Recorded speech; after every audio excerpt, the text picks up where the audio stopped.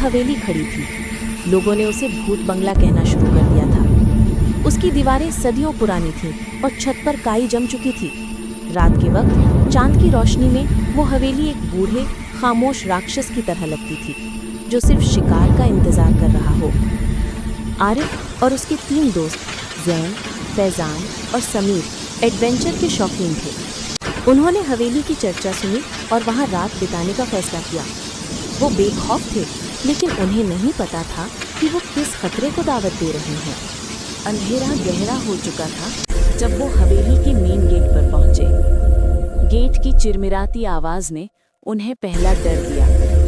अंदर घुसते ही हवेली के अंदर की सर्दी ने उन्हें जकड़ लिया, जबकि बाहर मौसम गर्म था। दीवारों पर बड़े बड़े पोर्ट्रेट्स लगे थे, जिनकी आंखें उन्हें घूर रही थीं। वो हवेली के सबसे बड़े कमरे में थे जब धीमी घुंघरू की आवाज सुनाई दी। आवाज ऊपरी मंजिल से आ रही थी। फैजान ने मोबाइल की टॉर्च ऊपर की तरफ की। सीढ़ियों पर खून के पुराने धब्बे थे। ज़हन ने कहानी सुन रखी थी कि हवेली के आखिरी मालिक ने, राजा वीरेंद्र ने, अपने माशूक को कत्ल कर दिया था क्योंकि उसने धोखा दिया था।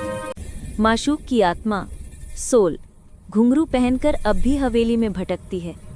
जैसे ही वो लोग ऊपर चढ़ने लगे, गुजरे हुए कल की सड़ी हुई महक उन्हें महसूस हुई। जब वो राजा की बेड, अचानक कमरे के बीच में रखे बड़े शीशे में एक धुंधली औरत की शक्ल नजर आई। उसके लंबे उलझे हुए बाल थे और आंखें बिल्कुल सफ़ेद थीं। वो सूनी सी मुस्कान के साथ उन्हें देख रही थी। तुम यहाँ क्यों आए हो?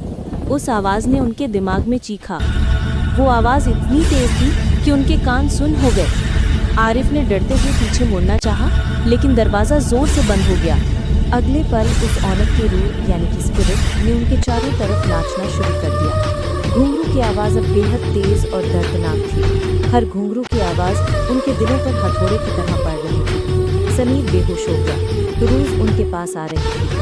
जैसे ही वो करीब आई, उसकी सड़ी हुई महक और तेज हो गई। आरिफ ने अपने हाथ में मौजूद छोटा लॉकेट राजा वीरेंद्र की छाती पर फेंक दिया, जिसमें आयतुल कुर्सी एक इस्लामी दुआ लिखी थी। जैसे ही लॉकेट पोर्ट्रेट से टकराया, तीखी रोशनी फैल गई। रोज ने दर्दनाक चीख मारी और वो रोशनी में पिघलने लगी। घुंघरू की आवाज एकदम से खामोश हो गई।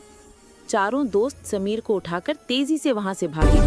जब वो हवेली से बाहर निकले, उनकी सांसें वापस आई।